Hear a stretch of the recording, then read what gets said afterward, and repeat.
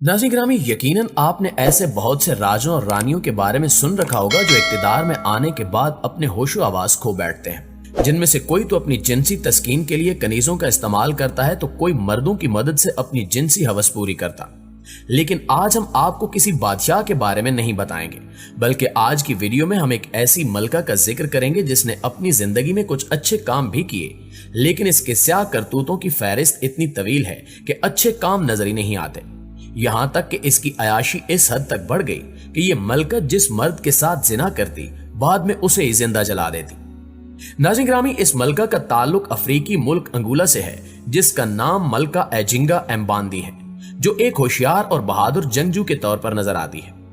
इसने 17वीं सदी में अफ्रीका में यूरोपीय इस्तेमारियत के खिलाफ जंग का तबल बजाया था, लेकिन ज्यादातर तारीख नवीस इसे जालिम और अयाश खातून के तौर पर बयान करते हैं, जिसने अपने इक्तिदार के लिए अपने भाई को भी मौत के घाट उतार दिया। और सिर्फ इतना ही नहीं, बल्कि इसके बारे में यह भी कहा जाता है कि वो अपने हरम में रहने वाले मर्दों के साथ ताल्लुक कायम करने के बाद उन्हें जिंदा नजरे आतिश करवा दिया करती थी।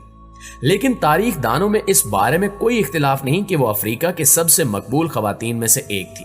तारीख दानों के मुताबिक एक ऐसी अजियत पसंद औरत थी कि इसने अपने खादमों और काश्तकारों पर नाकाबिले यकीन मजालिम ढाए। यहां तक कि इस वैशी औरत की बर्बरियत का शिकार होने वालों की तादाद 600 से भी ज्यादा बताई जाती है। ये मलका ऊंचे पहाड़ों पर वाक़े एक महल में रहती थी और यही इसकी जाय वारदात थी, जबकि उसके काले कवानीन की वजह से अब ये जगह वैम्पायरों के महल के नाम से जानी जाती है। इस मलका का खानदान बड़ा ताकतवर और मालो दौलत वाला था, यहां तक कि इसका चचा जॉर्ज एक बाअसर वजीर था जो इलाके में खासा असर रसूख रखता था।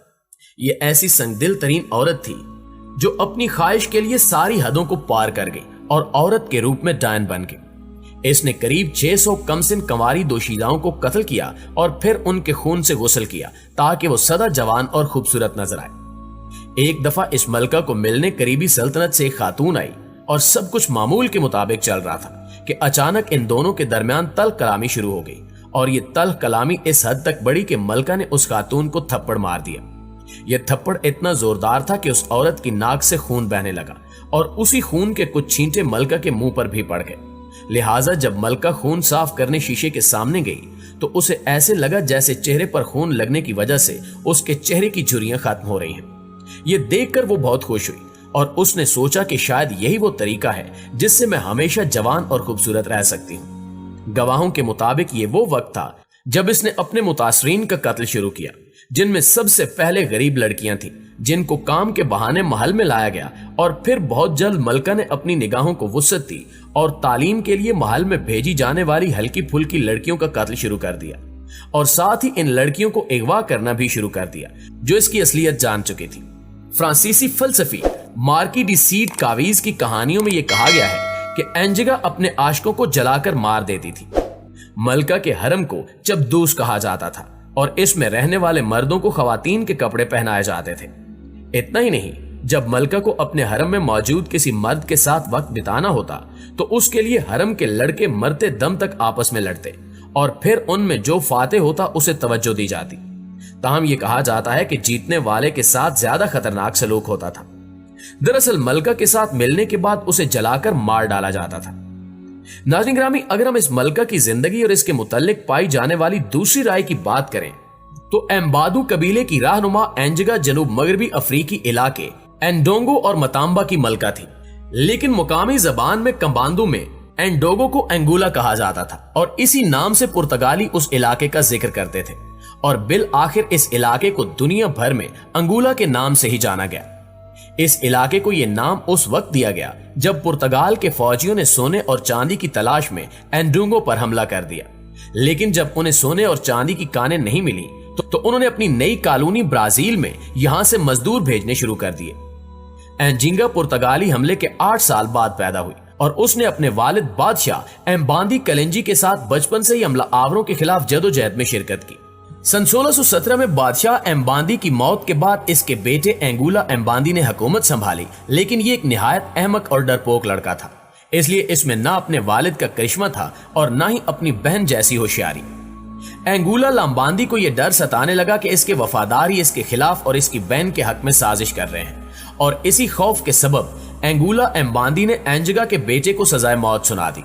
लेकिन जब नए बादशाह को यह महसूस होने लगा कि वो यूरोपीय हमला आवरों का सामना करने में नाकाम है और यूरोपीय फौज रफ्ता रफ्ता आगे बढ़ रही है, तो ऐसे में इसने अपने एक मोतमिद का मशवरा मानते हुए अपने बहन के साथ इक्तिदार की तकसीम का फैसला किया।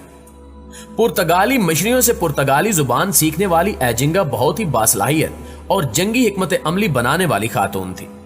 इस सूरत हाल में जब वो मुज़ाकरात के लिए लवांडा पहुंची तो उसने वहां काले, गोरे और मुख्तलिफ कबायलियों को देखा।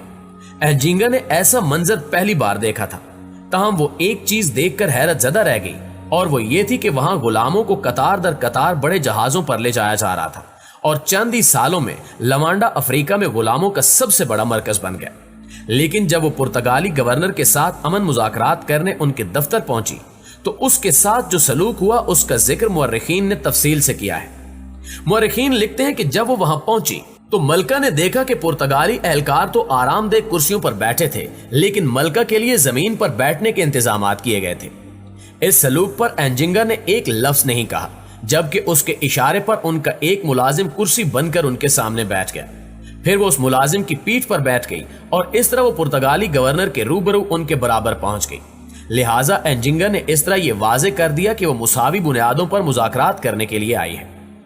मुज़ाकरात के तवील दौर के बाद दोनों ने इस बात पर इत्तेफाक किया कि पुर्तगाली फौज एंडिंगो से निकल जाएगी और इनकी हाकमियत कबूल करेगी, और इसके बदले में एंजिगा ने उस इलाके के कारोबारी रास्ते की तामीर के लिए रजामंदी दी। पुर्तगाल के साथ बेहतर ताल्लुकात कायम करने के लिए एंजिगा ने मसीही मजहब इख्तियार किया और अपना नया नाम एना डी सोज इख्तियार किया। उस वक्त उसकी उम्र 40 साल थी, लेकिन दोनों के दरमियान ताल्लुकात ज्यादा दिनों तक बेहतर नहीं रहे और फिर नई जंग शुरू हो गई। सन 1624 में इसका भाई एक छोटे से जजीरे पर रहने लगा जहां उसकी मौत वाक़े हो गई, जिसके मुतल्लिक मुख्तलिफ किस्म की कहानियां राइज हैं। कुछ लोग कहते हैं कि एंजिगा ने अपने बेटे के कत्ल का बदला लेने के लिए अपने भाई को जहर दिया था, जबकि बाज दूसरे इसकी मौत की वजह खुदकुशी करार देते हैं। लेकिन इन सब के आसाराइयों के दरमियान एंजिगा एम्बांदे ने पुर्तगालियों और चंद अपने लोगों की जानिब से खड़े होने वाले चैलेंजेस का सामना करते हुए एंडोंगो की पहली मलका बनने का इफ्तिखार हासिल किया। एंगुला की नेशनल लाइब्रेरी के डायरेक्टर जो पेड्रोला रिंको का कहना है कि अफ्रीका में कदीम जमाने से जारी खवातीन के इस्तेहसाल के खिलाफ एंजिगा एम्बांदे एक बुलंद आवाज की तरह है। उन्हीं की तरह कई दूसरी शख्सियात हैं जो हमें बताती हैं कि अफ्रीका में इक्तिदार के ढांचे में फिट न होने के बावजूद इन खवातीन ने इस बरे-आज़म की तरक्की में अहम किरदार अदा किया। ब्राजील के पुर्तगाली मुसन्निफ जोज एडवर्ड कहते हैं कि मलका एंजिगा मैदान जंग में सिर्फ अजीम जंगजू नहीं बल्कि एक अजीम हिकमत अमली बनाने वाली और रियासतदान थी, जिसने पुर्तगालियों के खिलाफ जंग की और दूसरी तरह डच के साथ दोस्ती की, और जब इसकी पड़ोसी सल्तनतों से जंग होती थी तो वो पुर्तगालियों से मदद हासिल करती थी। जी तो मुअज़्ज़िज़ दोस्तों, ये थी हमारी आज की वीडियो कैसी लगी कमेंट करके हमें जरूर बताइएगा। इंशाल्लाह आपसे मुलाकात होती है अगली वीडियो में, तब तक अपना ख्याल रखिए।